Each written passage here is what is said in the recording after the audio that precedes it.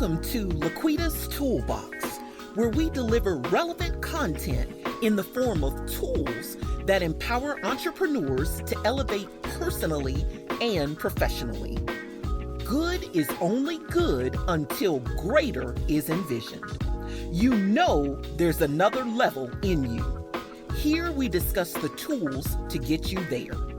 Lean in as LaQuita and her guests present you with strategies and insight for unlocking your full potential to realize your boldest dream. Back to another amazing episode of LaQuita's Toolbox. I am your host, LaQuita Monley, and I'm absolutely excited to be with you guys today. Listen, you guys, those of you that are new to LaQuita's Toolbox, welcome, welcome, welcome.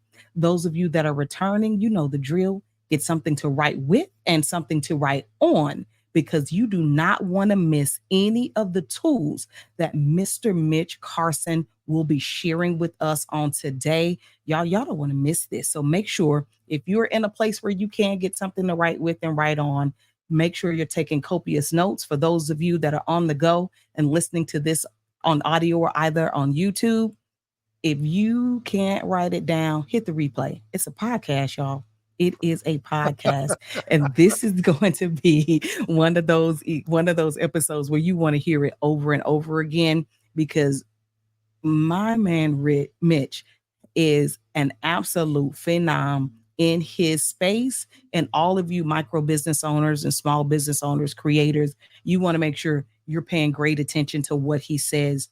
But before we bring Mitch on, let me take a moment to thank our sponsors at Covenant Press. They are a faith-based Christian apparel and accessory shop where we as believers are able to go online and shop for clothing and accessories that allow us to wear the message of the love of Jesus Christ. Go out to www.covenantpress.com. Again, that's www.covenantpress.com. Shop until you drop. Don't click off of those pop-ups too quickly, because they do contain valuable discount codes. When applied at checkout, you can receive some great savings on your purchase with Covenant Press. Hey, Mitch, how are you? Welcome to the Toolbox. Well, I'm glad. I don't know what wrench I'm going to use, but I'll find one, LaQuita. Thank you for having me. Awesome. Listen, I know you have some great tools. When I was trying to figure out what to name this, my son's 7-on-7 football coach, he knows our family pretty good, and he said, you Monleys always have a tool in your toolbox. You guys always have something. And I was thinking to myself, you know what? That's right. We have tools in the toolbox, but sometimes we need to know the right tool to use for the right job. Right. To make that job more efficient. And I couldn't think of a better analogy really to explain what you do in your lane of creating celebrities that are on international stages. So for those that might not know you, please take a moment, Mitch, and introduce to us not only who you are, but what it is that you do. Well, name is Mitch Carson. I have a deep background in media. I was on live television pitching products on Home Shopping Network between 96 and 98. I have spoken on stages in 63 countries, have been featured on television and all the major networks worldwide that you would know of. Some of you not heard of if this is limited to America. But I had my own show on CNN Philippines. I've been on CNBC Arabia.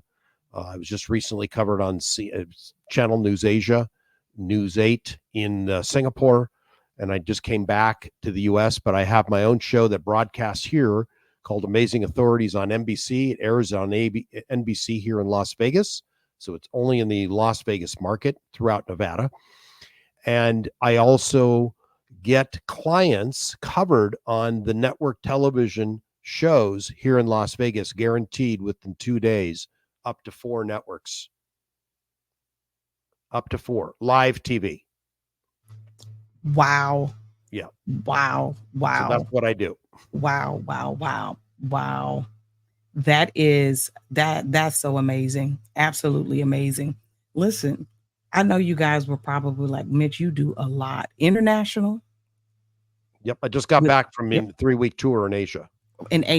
So you are not only doing what you love to do from a US perspective, but you're able to help your not only you but your clients get to a true international stage to be Absolutely. It's oh happened like why multiple times. multiple times. So we were having some really good conversations and about, what the power of PR, the power of media.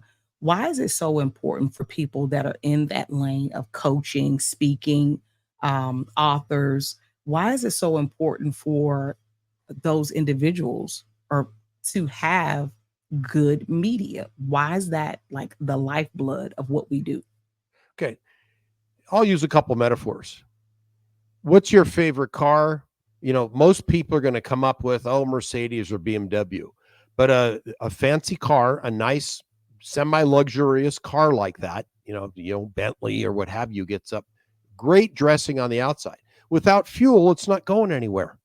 No, It's not not. going anywhere. PR, publicity is the fuel that's going to make that prized car move forward. Mm, It's everything. If you yes. don't have fuel, there's no fire. There's Right. no oxygen. It's the oxygen that is necessary to live and breathe in business. The Yes, it person is. that has the attention, there is an old expression, LaQuita, any publicity is good publicity. Now, that may or may not be true. We could talk about the current political environment, and I don't want to go down that rabbit hole because that can create issues. But let's just say they're both vying for attention right now. Good press, bad press. It's all about spinning. Mhm. But you Yes, it can't is. not have a conversation today without mentioning Kamala Harris or Donald Trump. They're in This is it. true. And the Olympics right now. We're Mhm. during the throw of the Summer Olympics. It's Yes. there. Now, if we were to not have television, it wouldn't be covered. There wouldn't be any interest, or be no emotion, no fuel to their political game. If we go back to the years of the early presidency, Theodore Roosevelt and all of those presidents early on, George Washington, it was on horseback, for Christ's sake. And then it evolved that they were at the back of trains in the Yes. caboose. They were in the Yes. back of the caboose talking to a crowd without a megaphone. Yes. They're just talking there with their long mustaches and beards, those presidential candidates, and their pocket watches sitting right here, pontificating. And it's to a live audience of people that are gathered around listening to them. And they're in the caboose going train Yes. station to train station. Yes. Today, it's a caboose, but it's simpler. It's digital. You can go in and get a lot more attention faster. Everything is faster today. Mhm. Publicity is amazing. I'll give you an example personal to me. Right Okay. after 9/11, and I know you come from a military family, there was the 9/11 event. I was like any other red-blooded American, upset, wanted to enroll, wanted to enlist in the Marine Corps because I wanted to go and blah blah blah with Right. those terrorists. You can fill in Yes. the expletives, so I'll leave them out. This is a clean podcast. Okay, but I had those feelings like anybody else did. But at Of the course. time, I was way too old. I had too many injuries. There's no way they would have taken me into account. So what was the next thing I could do to help the American Red Cross and the victims? I felt Mhm. compelled to give to these people that had Yes. been victimized, the Yes. families of the victims and the Of the first firefighters, the police. responders. Yeah. Yeah, all those people that represent us in blue in New York during that time, of which Right. we could get emotional about. It was just sad. It's a sad Very, event. very, Whether the very. CIA was behind it or not, that's another discussion. With the sorrow that it caused, it's Yeah, doesn't matter who orchestrated the event. The result is the same. And that was devastation to the American citizens and to the families of the first responders and the employees, government contractors, all of that. and civilians who are still experiencing loss from their lost loved ones. PTSD. Yes, I mean, absolutely. that's a real thing. So I Absolutely. thought, how am I going to give back? Some way I can donate money. Certainly that's possible. I could write a check. Mhm. And that's what we did back in 2001. You wrote checks. There was no Zelle. So I thought, okay, I'm walking up the stairs in my building. I own an ad agency in Los Angeles. That's where I lived most of my life. And on the bottom floor, as I'm walking up to my office above the main floor, which is the showroom, everything, I noticed a toilet paper roll with the IRS 1040 form on it. And I thought, you know what? Osama bin Laden's face needs to be on I need to place his face on a toilet roll so we can wipe out terrorism and put his face exactly where it belongs, in my butt. Wow. So I created the toilet paper with Osama bin Laden's face on it. That's on 9/12. Wow. Not 9. Yeah. The next day I found a printer that could print these. So I printed, I don't know how many cases, thousands and thousands of cases of this. Wow. I hired a PR agent. And then there were many copycats that came after me, but I was first, and I hired a PR agent for $10,000 a month. She only took me for 3 months. She was honest. She said, this will die out after 3 months, if it even lasts that long. So I started selling these toilet paper rolls to military PXs around the US, all overseas. They would stock it. I also had t-shirts. It lasted more than 3 months. Well, but I'm saying it was like a a rocket ship that took off. The phones were ringing off the hooks. I fax broadcast. That's the technology back then. I fax broadcasted all these military PBXs with an order form because I had t-shirts with Osama bin Laden being chased by the devil with a pitchfork. I had, I sold targets with his face on it, golf balls with his face on it with a red X. I did all of this with Osama. He was the man of the hour and the villain of the hour, and I capitalized on it. And you capitalized on it. Well, the profits went to the American Red Cross. That was the way I was able to make it. And I knew enough that in order for me to get out there, I needed to hire a professional. So 23 years ago is when I launched my first foray into a PR specialist. Now, the lady was great. She shortly after that retired. The woman was already about 70. She was done. And she retired. So I couldn't hire her again for other campaigns because I saw the incredible effectiveness. Now, fast forward the result. Immediately, I got interviewed by Fox in LA. LA came out. They came out with a crew and filmed me at one location, a retailer that carried the toilet paper in my showroom. And then I also was covered on CNN, Reuters television. They came out to record me. Then I was on radio stations all over the world.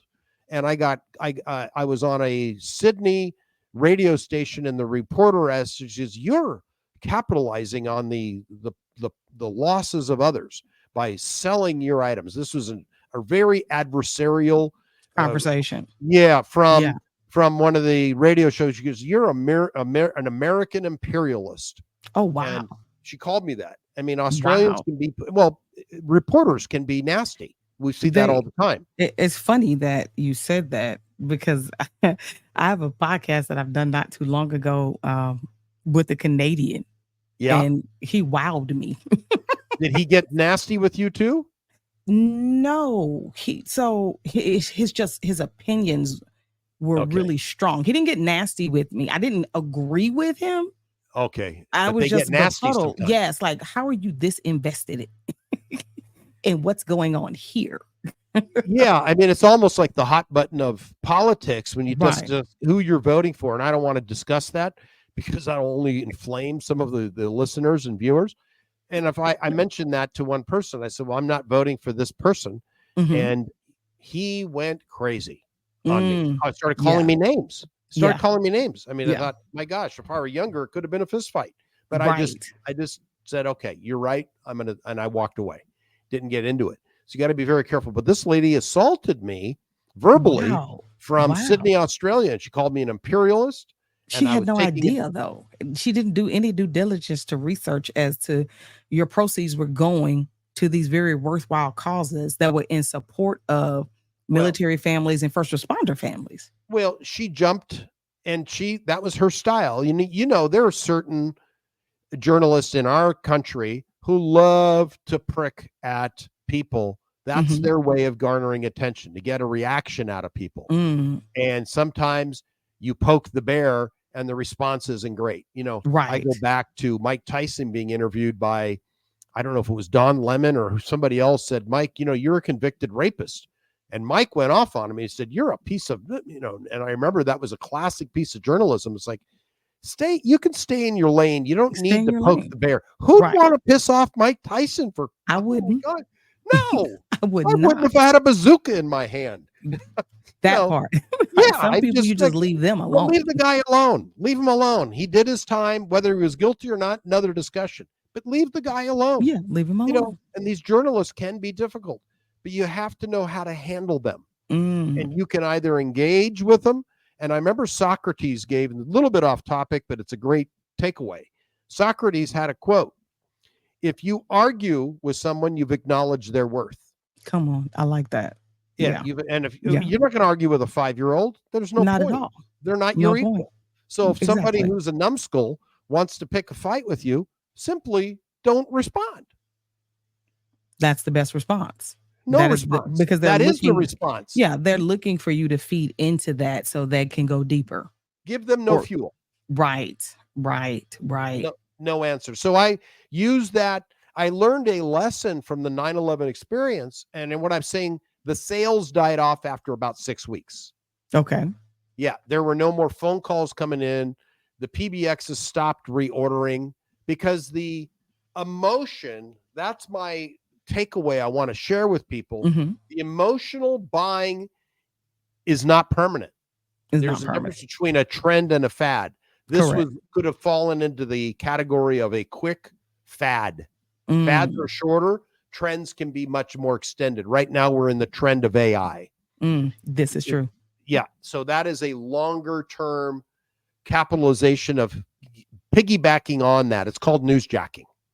Okay. I jacked the news. I piggybacked on the news of 9/11 in order to profit, in order to contribute. Why did I sell well?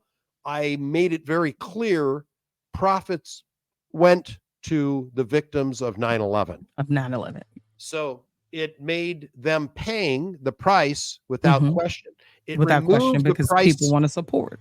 Well, because you can buy product A or product B. If one has and it's the same price, or maybe even if it's slightly higher, and product A is supporting the American Cancer Society, and your mother just passed from breast cancer, who are you going to buy from?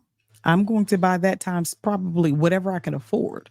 Exactly. You're going to buy product A because it's supporting something that's emotionally attached to you personally.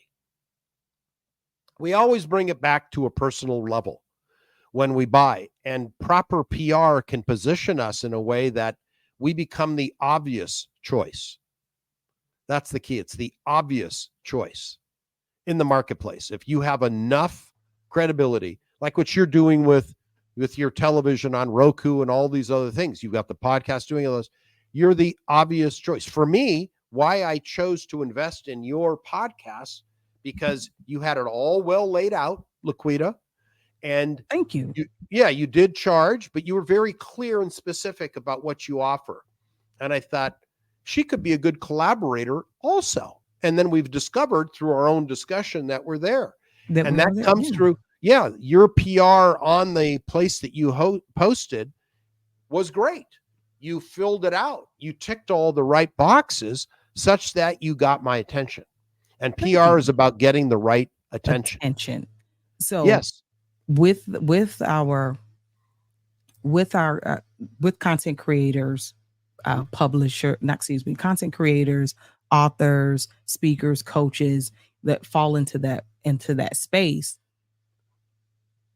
When you looked at the things that I had laid out, I've been doing this for a little bit. Okay. What is it that, I guess, 2 tips that you would give to this community, to say, these are the things that you need to lay the good groundwork, a good foundation, so that then when they come to you for PR work, they've got those building blocks already there for you to work with? Okay. Superb question. Number 1, it's about deleting. Okay. Because here's what happens. If I package you up, I talk to LaQuita. I'm going to use you an example. You say, Mitch, I want to get on TV in Las Vegas. I'm all in. I know the value. I want to get on TV. I'm going to look at all your social media because we have to drive it. They ask for all those links. Now, why are they asking for all the social media? because before I get confirmation that I can book you after I try to put you in a nice Tiffany box, that's all blue and white packaging, you're looking the bomb. They're going to do something that is important as a verb today. It's called, they're going to Google you. Yes. They are going to investigate LaQuita Monley in depth. They're experts at journalism. Journalists dig. Yes, they They do. are looking to find reasons not to book you. That may sound contradictory, but they've got to find clean images because they don't want any backlash later. Okay. Their job is to find reasons not to book you. If you are representing a Christian ministry, for example, I know that's something that's important to you. Yes. And they go and look on, wouldn't be on your LinkedIn necessarily, but let's say they go look at your Facebook or your TikTok. If you had a TikTok, I don't know if you do or not. I but do if they have look TikTok. Okay. But if you are on TikTok and Facebook, drinking alcohol, drunk, slumped over, vomit is there. And if you're TikToking, showing all your body parts, let's say in non-respectful ways, Yes. first of all, your husband would be pissed off. But absolutely. Well, that you wouldn't get my go over point. well. If you're not represented well on your TikTok, which is public information forever, because people can screen capture that. Yes. If you don't have all of that, like I tell clients, delete all pictures of you being drunk. Delete all pictures unless you are a model and a swimsuit model. If you're in a bikini and you're bent over and they're taking pictures from behind and you're bent over thinking that that's cute and you're looking back because we're seeing your butt crack, clean that off. Clean it off. Yeah. Clean it off because I won't represent you. And I'm not a square. I just know you have to be a square in order to get on major networks. Yes. That's real good, especially in this age of, I think, misrepresentation of the word authenticity, because being your authentic self does not necessarily give to me. It is not an excuse to be, I'll use the word unseemly. Can I use that word? Yeah, unseemly. Yeah, let's just say lacking self-respect. How's that? Yes, that's real good. That's real good, because no matter what my opinion is and what I'm doing, my grandmother taught me that there's always a way to do anything. There's a right way, and then there's another way. Well, your grandmother's right. She generally is. She generally is. But one of the things I say, LaQuita, to people is before you post something, what would your grandmother have said? That's real good. That is real good. Will it pass the grandmother test? Or some of the things that I tell, young women when I'm talking with young women is, especially young moms. I'm a mom, but my children are adults. Right. Is this something that I want that could potentially come back and cause one of your children to be ridiculed because of something that you've said or done and put out into these internet streets that will never go away? Yeah, even my generation, if you had done a spread in some of these magazines, that may or may not, or if you were a stripper in a past life, but today, if you are a stripper, you're doing nude modeling, or you've got an OnlyFans, good luck finding a respectable husband. Good luck, lady. You may be making big money. You have fancy emblems on your nails when you get your pedicures and manicures and facials. Yep. What happens when you are now 30 years old, the clock is ticking, and you decide, I better marry up quick before the Botox doesn't work anymore. There you go. And then, and the great prospect is there that may be the guy that you've been waiting for, the perfect man that you could bring home to mom. And then he finds out you were on OnlyFans for 2 years with every Tom, Dick, Harry, Bill, Sam, Steve, and all the names of the alphabet in the name game. How is he going to do? How is he going to do that? That he would have to be a type of man that I've never experienced, or the gentleman that we know, my cousin, friends, family, loved ones that are single men. That is not prospective wife material. And I could not agree with you more. Yeah. But No we way. live in a time where we're told that, oh no, that's judgmental. I mean, that person has a right to judge whether or not they want to be with you based on your past, present, and potentially future actions. And that's what media outlets are going to do as well. Like your past, present, and potentially future actions. What I hear you saying is they're going to look at that 100%. to say no. And if they're looking at that and they see that you have positioned yourself on with your digital footprint has now positioned you to be exactly who you say you are. So that means in the future, your probability of still remaining that person is solid. So maybe let me give you a chance. Yes. Keep it clean. I think we both agree on this. Yes, Run it absolutely. by whether your grandmother's alive or not. You remember her? She baked cookies, gave you warm milk. Yes. Run it by, would grandma have approved this? Would she have given you the stink eye and the switch, or would she have given you a loving glance? Yeah, or when I grew up, there was Mitchell, go get the switch. I grew up just like that, Mitch. Yeah, you can't do that today. Can't spank your children. But my grandmother, she shook me. Oh, yeah. And you're getting the belt. That was the expression. Yeah, absolutely. So we have to make sure that our digital footprint is clean. Yes. What is another thing that we need to make sure that we have in place? Okay. Digital footprint. Okay. Part of that footprint, I'll get very tactical. LinkedIn is critical. Yes. LinkedIn is critical. It must have an all-star profile. Content needs to be somewhat regular. You don't have to post every day, but that's where people look. They look at your Facebook, your personal and your business page, if you have that, and your YouTube. If your market is the gaming people, all right, you could be on TikTok, but keep it clean. So just use good discretion. Or again, bringing in grandma. And I think it matters. Social media matters today. Matters. How many podcast interviews have you done to prove your expertise?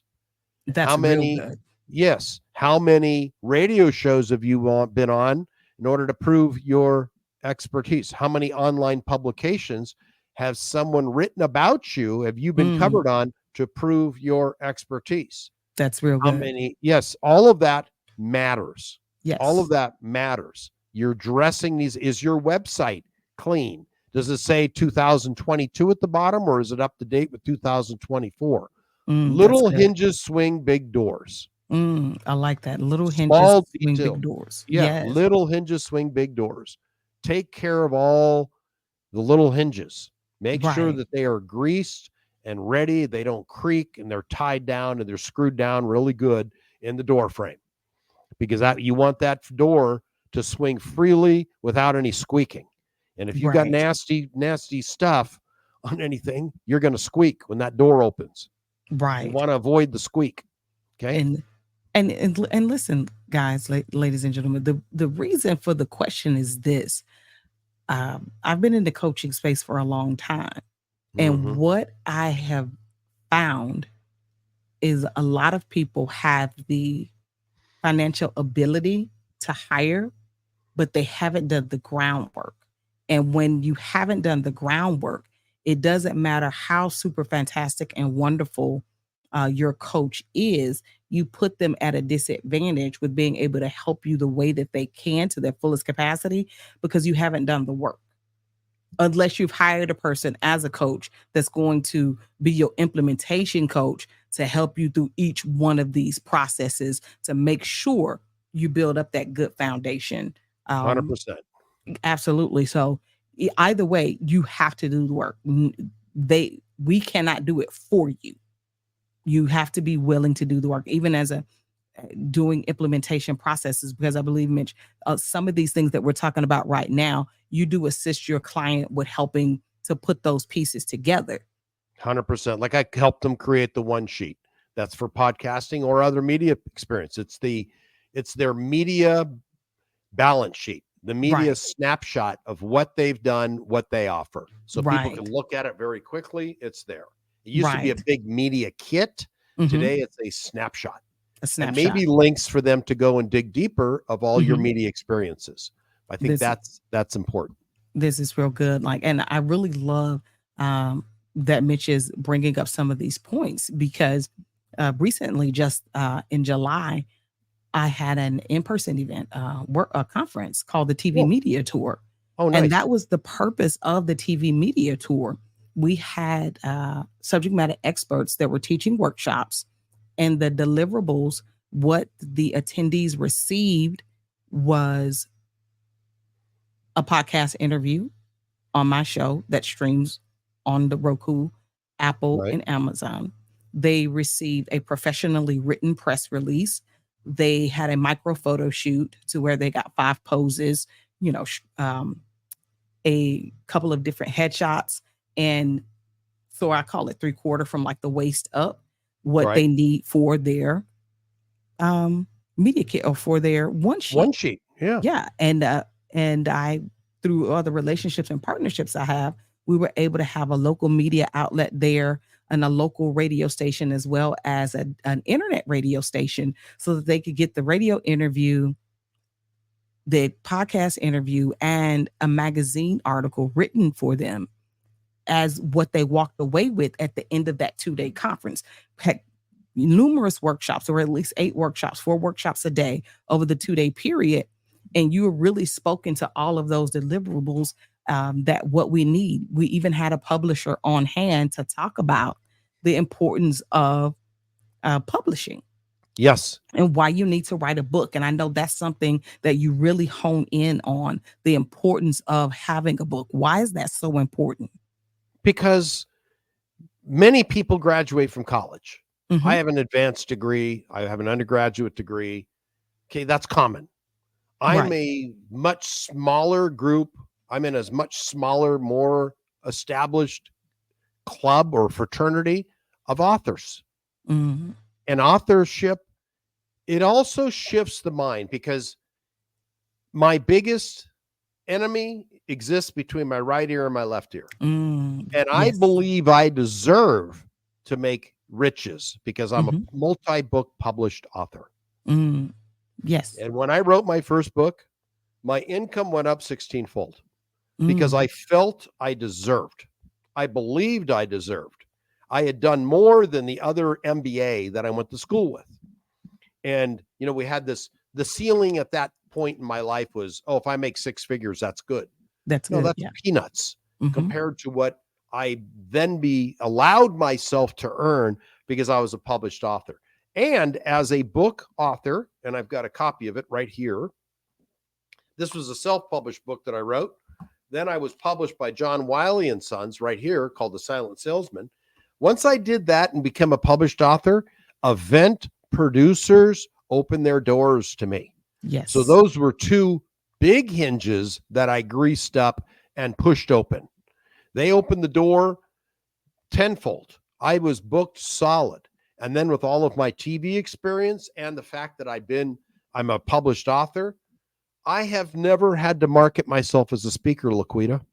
You're automatically a subject matter expert in Yeah, a and lot I of would areas. Yeah, and I would speak at a conference. Now, I will say I am a very skilled professional speaker. I've been at this a long time. I've honed my craft. I've put in the necessary work to be effective on stage, and I teach others how to work a room, how to sell from the stage. And as a result of me being on these stages, event producers are sitting in the audience. They've invited me to speak on their stage, and then it's snowballed. And it's continued to snowball. It's a snowball. Yeah. And now these are virtual stages in many cases, but it opens up as much as I have wanted. I've been booked. Wow. I haven't had to submit my media kit like a lot of other people, and it's necessary. Now, Mhm. if I'm to be asked by Joe Blow, the producer of XYZ event, hey, send me your media kit, I can send it to him. Mhm. Because I've checked all the boxes. I've got all the media. I've got books. I'm already the expert that they need in order to market, to get butts and seats. Because to fill events, you need credible speakers that draw people in based on their individual credibility and interest level. Yes, absolutely. So you produced this media event. What did you charge for that? About $5,000 to come in? Something Absolutely. like, So yeah. no, it was my first event. Uh-huh. And I must admit, The idea was great. The overwhelm was greater. We priced our top pack, one package, and it was $450.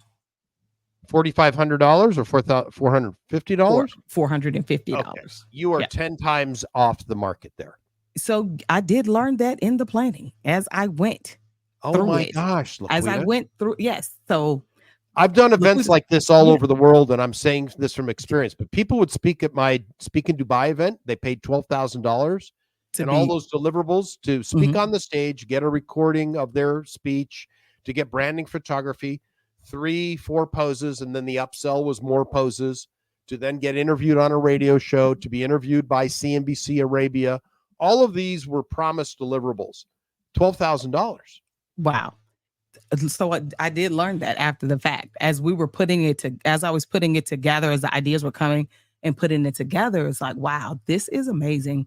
But you did the first one.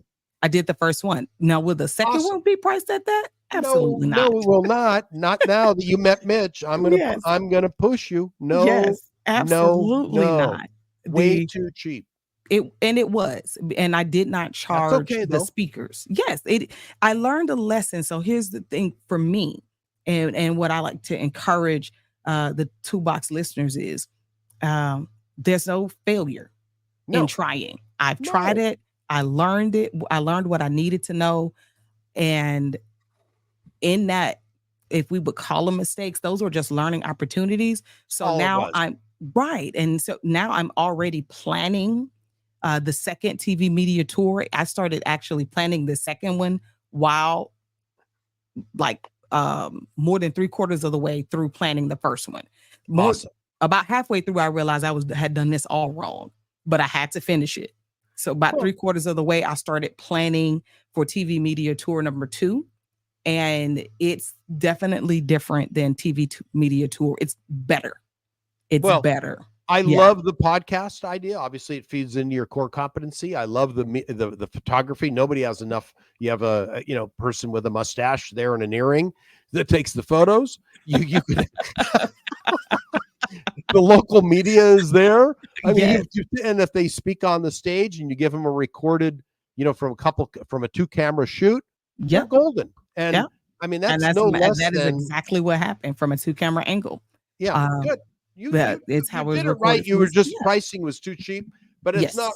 You didn't make a mistake. You learned from it. You said everything correctly. Yeah, I learned everything. I learned from that, and now TV media tour is going to be fabulous in 2025. But and the point of me doing TV media tour is with building the podcast and growing the podcast and building and growing my new network, Purpose Place Network, where we're bringing on other TV show hosts, is these are the deliverables that I know that they need in order to be successful at what they're doing. Because at the end of the day, everybody wants to monetize, as you should. Of course. But if we have not laid the groundwork in doing these things to get the media, to get your one sheet done or the media kit, whichever one you want to call it, then how can we monetize? Because if I haven't done those things, that means I'm not visible. I have no brand recognition other than those who I really know, who really know me and really trust. But those are not your ideal clients. Your ideal clients are probably going to come not in your immediate circle. And that's where your monetization is going to start. And so we have to position ourselves for that. And so that's where that idea came from. I wanted to be able to show my followers, as well as those that are partnering with the network, this is what we need from you guys. This is why we need it. And to be able to have you here today as a professional in this space is phenomenal, because I think we undervalue it because we hear it so much. There's a lot of white noise in social media about all of these things, but the necessity of it, I think people truly underestimate the power of having these things done to get in media, because we'll get, like, my platform was a pay to play. You understand this, the potential and the value of it. So you did it immediately. Right. And so let's speak to that, if you will, for a moment, because you're getting people booked on these stages and platforms, but how often do they have to pay, whether it's paying the platform directly or even paying the money to get there? Well, here's the challenge. As an event producer, I'm not putting you on my stage unless you're packaged correctly, because the hardest job for any event producer is putting butts in seats. That's expensive. That's expensive. It's very expensive. And you Yes. have to justify, you got to bring people in. So let's say it costs $400 if you run ads on Facebook, $400 to get a customer. So they're sitting in your platform and they've spent $100 to come to your event. You're 300 negative, 300 in the hole right with away. every customer. Yeah. And of course the venue cost, and if you're including any food. So let's just say you're out $400 for that person to be sitting in your seat, taking your goodie bag, taking your water, and sitting there. You now have an uphill battle. Yes. You've got to sell them to recover that 400. And optimally, you've got to shoot for more than that so you can make money. You're not in this for charity. No. So sponsors come in as part of the offset. When I've run events, you got to have somebody in. You got to give the sponsor stage time, and they're selling against you. So it's a model of, okay, they might be taking cash out of the potential money that you're going to whack their card for. Right. They might have a $10,000 limit. And if the sponsor comes in and their product or service competes with you, you got to be careful of that. If they're selling a $3,000 product, that means the gap is only $7,000 for you to sell a high-end product. If they're even willing to give you that $7,000. Right. Some people are going to say yes, some will say no. You got to look at all those elements. I mean, I've been involved in these events where I've certainly offset the costs by gate charges and bringing in sponsors. If you have a photographer that is there, they've got to come for free. Yep. And they'll do the first 3. It's their job to upsell, and maybe you do a rev split on the upsell. Yeah. You see, that's how you help offset some of your costs of putting butts in seats. And the same with the radio show. You know, maybe they'll get some advertisers. I mean, there are ways of doing this. It's not, they're not privileged to come. Their privilege is working with you. You got to shift the hat around. You know, you're not paying for a photographer. You're giving them a platform to sell services. They are not a cost. They are not a cost. They're investing. You're giving them a platform. I mean, I know I negotiated, for example, I made a big mistake. I had a partner in my Speak in Dubai event, and I ran 7 of those in Dubai. My partner agreed without my approval because we didn't get involved in all that. I thought he was a good businessman, but he was crazy. He brought a videographer that would create sizzle reels for people after they spoke at my event for $3,000. It was an upsell. Oh, he didn't negotiate for us to get any part of that. Oh, wow.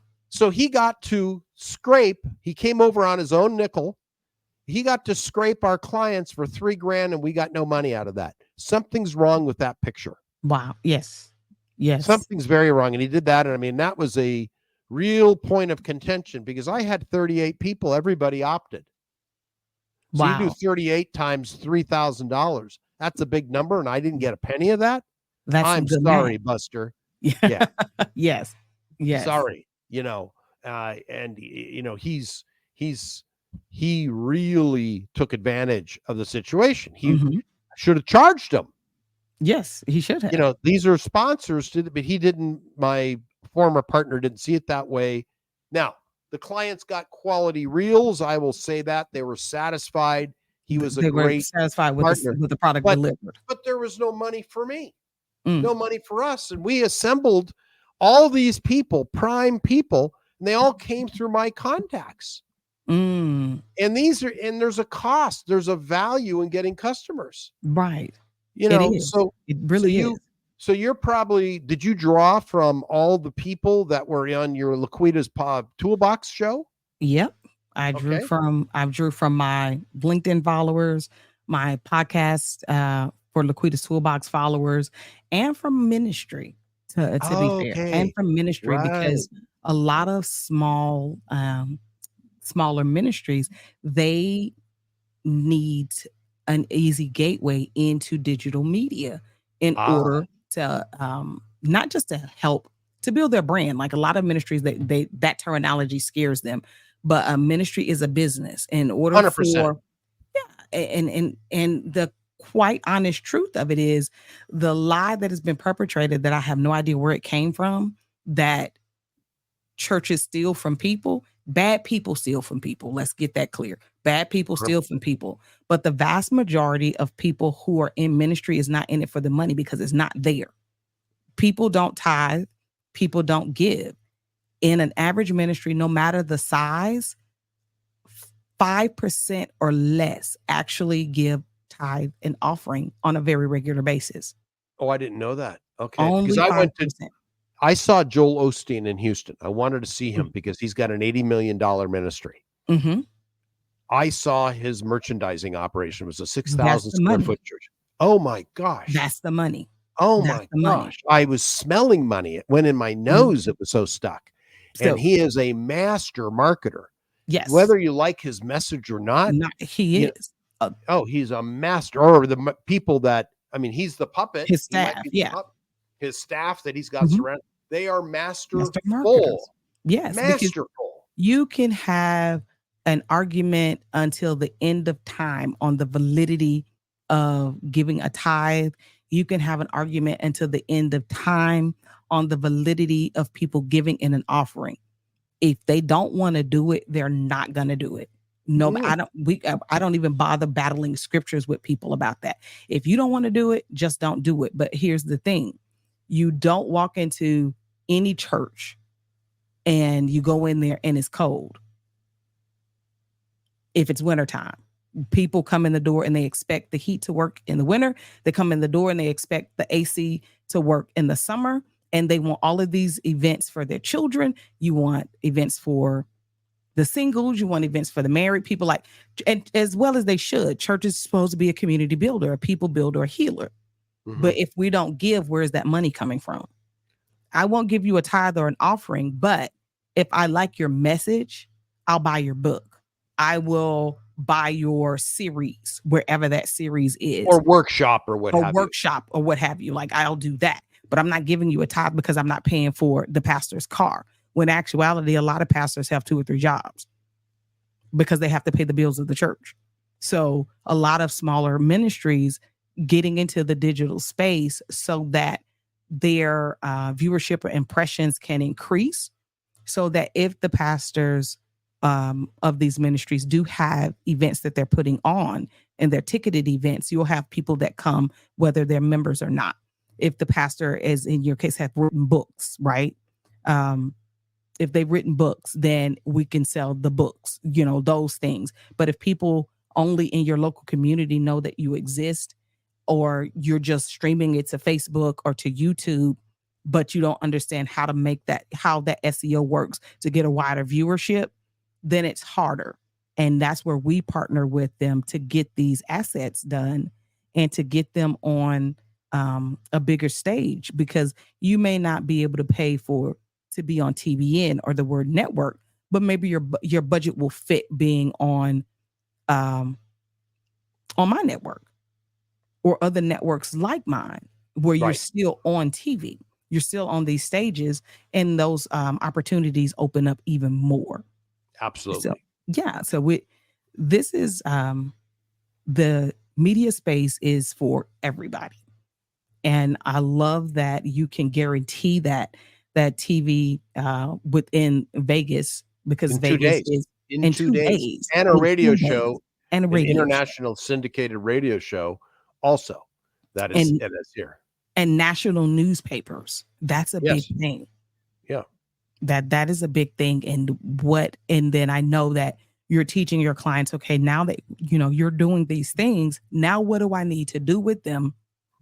Now that I have these collaterals, I have the article in the newspaper, I have the interviews, I've been on the shows.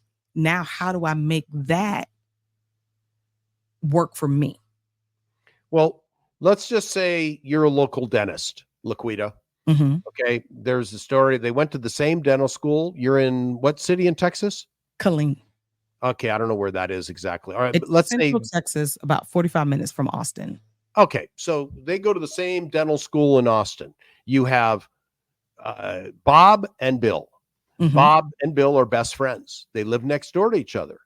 Bob, however, has got a keen eye for marketing. Bob writes for the local newspaper in the Austin market. He is also a guest when anytime the health month comes up on the editorial calendar, he's brought in with Bob, the chiropractor, who talks about spines. Bob, the dentist, talks about health, oral care. And Bill is sitting at home watching Netflix and eating bonbons. Mm. Who do you think charges more money for drill and fill dentistry? Bob or Bill? Bob does. Why? He's put in the extra effort. Mhm. He's got a nicer car than Bill.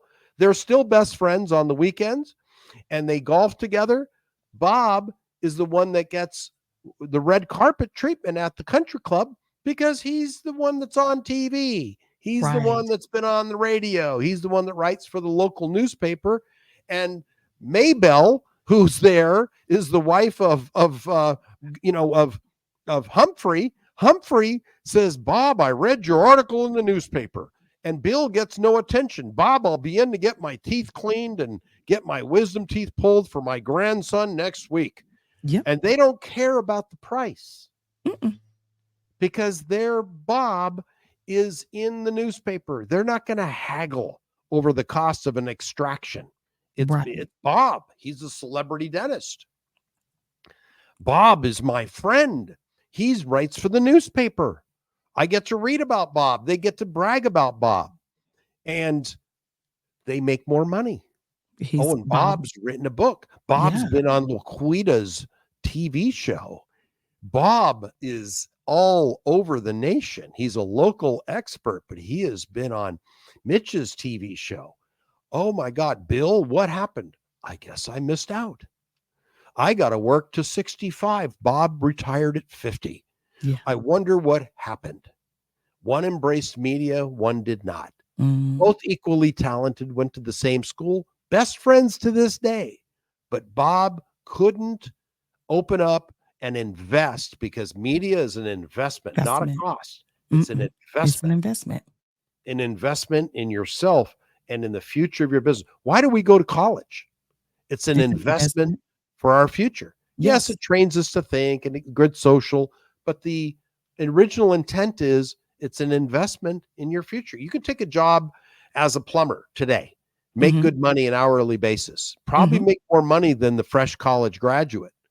But the fresh college graduate will make more money in 10 years than Steve the plumber. It does because he invested early on and it's paying off longer term. A plumber has a ceiling in terms of what he can charge per hour. Mm-hmm. And that's great. It's a good living. I'm not knocking plumbers, but is it the easy way or do you invest now and then you profit later? Yeah, either or. So if you have as the plumber, I see it like the two scenarios. Am I the plumber that wants to be the plumber, or am I the plumber that's going to start a franchise? Like, bingo. That still requires a totally different level of thinking. I'm the plumber that I love what I do, and I'm going to build a team, and we're going to have a franchise, and I see my plumbing business in 3 states in 10 years. Like, yes, that's the difference. And you've also got to be packaged up because you have Paul the plumber, and all of his plumbers that work for him don't show their butt cracks when they're hanging underneath the sink. No. Okay. They pulled their pants up and they tied it off with the belt and they smell good. They don't come in stinking. Mm-hmm. They don't smell like cigarettes. They're in uniform because they're in uniform, a clean uniform. Yes, they're in uniform. With a logo on the chest. He's seen the necessity of packaging himself well, packaging his business well, just like the dentist. Exactly. We have to put that investment in order to get the results that we want. Listen, I know I have gone over my time with you, and I do apologize. Sometimes I do that. It was good. We had a good time. We had a good conversation. I would love to have you back again on my live stream so that we can have this conversation and get some feedback from the audience. Okay. On, just what they're thinking, get some questions going and all these great things, because PR and making the appearances is absolutely vital to the small business owner. And I love the fact that you use the dentist as an example, because sometimes I found, even when I was doing the TV media tour, a lot of people who just happened by in the event center would say, "Oh, I heard about this, but I'm not a podcaster. I have a cleaning business." Well, you need to be here. Mhm. I have this business. No, you need to be here because it's positioning. Have you Yes. positioned yourself and your business in such a way that clients come to you instead of you having to always go out and get the clients? And that's really like my biggest takeaway from our conversation today. It's positioning 100%. your investment into um, you getting It's the an right investment. positioning. Yeah, It's an investment it's an today. investment It's an today. investment today. Will it ROI? Yes, It but will. not immediately necessarily. Sometimes yes, but it's a process and you've got to pay your dues. You got to go Right. to college in order to get into the NBA in most cases, unless you're a unique person like LeBron James or Kobe Bryant. Right. They jumped the ship. Michael Jordan went to college. Mhm. Most go that route. You got Go to that route. invest. You've got to Right. invest. And I it's was I would even say this, Mitch, with the work that you're doing, I would say for someone, even what I tell people when we're on our client discovery calls for the podcast, well, how do you define ROI? If we only define ROI in dollars and cents, then as my husband said, scared money doesn't make money. But if I have different definitions of ROI, if before nobody in Vegas knew who I was, but now they do because I've been on the show in Vegas. I before no one knew who I was within the markets where your radio shows reach, then my immediate ROI was I became visible to another audience immediately. immediately. Immediately. My second ROI on that is Mitch is now going to teach me how to use those appearances in those markets and bring it into the market where I am so that I look wonderful that I got to go to Vegas and do an interview. You guys Well, don't even appreciate who I am, but I went to Vegas. They wanted me. Like, like how we position it. Well, exactly. And there I spoke to somebody recently who guested on the podcast of Entrepreneurs on Fire, John Lee Dumas. He's apparently very big in the space. Mm-hmm. He's got I don't know how many millions of downloads. I mean, he's one of the bigger ones. You have to pay $3,500 to be on his show. To be on his show. Now it's bragging rights. Yes. And the first metric was it was a new author, wanted to talk about his book. He sold 6 books after doing the interview. Mm. Now I don't know what the average is, how many you sell with the podcast guest experience or show, Mm-hmm. maybe, but they're new people. Mm-hmm. And you don't know how many books will be sold later when people watch it later. Mm-hmm. That's an asset that exists forever. It's evergreen. Forever. Yeah. Yeah, because only 6 books at $20, $120 return on a $3,500 investment. But he was on John Lee Dumas's, and that might enable him to get on more big stages and all this. And you said it very well. Is the ROI immediate money, or is it also self-esteem? That part, that confidence builder. Yes. It's on John Lee Dumas, his podcast, Entrepreneur on Fire. Do you know how many times I would repurpose that? Oh, yes. Got it. You get the game. It's all in the back. LaQuita, it's all in the back end. Yes. It's all in the back end. Absolutely. It's what you do after the fact. Mm-hmm. It's what you do after the fact. How do you leverage that? It's the L word. It's leverage. Leverage. Yes, it's the L word. Love, leverage. It's the L. It's love, leverage, love. They work in tandem. That's what's going to. Yeah. So you get it. Some people will just come, get their TV coverage and go home and go back to Netflix and scroll up into a ball. Mm-hmm. I did it. It was great. I had the feeling. Where are the customers? Where are the customers? Buddy, I gave you the winning hand. You've got to walk to the cashier to take your chips and cash them in. Right. Okay. You've got the chips in your hand. That's all the media coverage. You went through Right. LaQuita's program. You went through Mitch's program. You've got the chips. You've got to walk it over to the cage and get the cash. Yes. And what Yes. does that entail? Syndication of content, repurposing content, Yes. using it to then vie for speaking gigs, to open doors for you where they'll pay you well. But we're not going to do it for you. I've shown you how to fish. Go fish, Buster. Yes. Go fit. Absolutely. I could not have said that better. We Yeah, brought you to the cast your pond. line. Yes. Cast your line. Yes. I'm not feeding you. I'm not Yes. making your jaws move for you. Yes. I've given you the fishing pole. I've given you the tutorials. I've shown you how to pick it out of the pond. Now you got to throw it in a second time. That part. That's the key. Bingo. That's the key. We still have to take ownership of doing the work. Yeah. Now there's done with you. There's some people that need more support. That's why you have coaching. Yes. And we need to be paid for that because it's our time and we deserve compensation. The results improve and increase when you have coaching that's done with you. And then, of course, there are some people that require done for you. That's premium pricing. Yes, it is.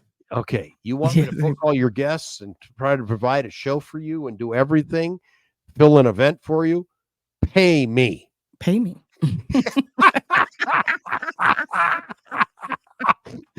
Pay me. Yes, pay me. And it is big bucks. Yes, Buster. it is. Yes, it is. But some people want that. They're lazy. They do. Yeah. I don't care about how to fish. I want the food put in my mouth and you got to move my jaws for me and shove it down my esophagus. Okay. And then, I want you to poop for me too. Everything. I just don't want to move. I don't want to do anything. Those people. Yeah, there are. But I would prefer to teach them how to fish and support them. Let's do this. This is how you reel it in slowly, dip it down, slowly, a little more, little by little, and then you'll have a flood of fish. That part. And you will not be hungry. No. Because you won't have to depend on anyone else after I've learned that skill set, mastered that skill set. I can move forward. Exactly. Absolutely. Wow. Mitch, this has been amazing. I can't wait for you to come back and do a live with us. Because this has just been good synergy in this conversation. Sure. And the analogies and the information, the wisdom that you've shared has been phenomenal. And I definitely look forward to us not only just having another podcast interview, but I look forward to us doing more collaborative work in the future. We can. Yes. You have truly blessed the LaQuita's Toolbox audience today. But before we go ahead and wrap this up and bring this podcast to a close, I have failed to ask you, how can people get in touch with you and what events do you have coming up next that the LaQuita's Toolbox audience can tap into? Okay. GetInterviewedGuaranteed.com/meet with Mitch is my giveaway for your people if they desire to get on network television in Las Vegas. If you're serious about it, let's have a chat. I do not charge for this call. It's not a consult per se about your business. It's a consult about your media. What can you do next? If you qualify to get into television here, I will let you know. And if you have a uniqueness, how do we do this? That's my gift. I'm sure it'll be in the show notes. GetInterviewedGuaranteed.com/meet with Mitch. That's where they get in touch with me. It's for if you're serious, if you just, because I'm handsome and you want to ask me out for a date, if you're in Las Vegas, we can do that. But it's not, hey, I'm 63. I'm past being accused of being handsome. Unless you've got poor eyesight, we can go back in time. Okay. But to talk about your media interviews. Thank you for laughing. Oh, that's hurtful, I guess, to some degree. Because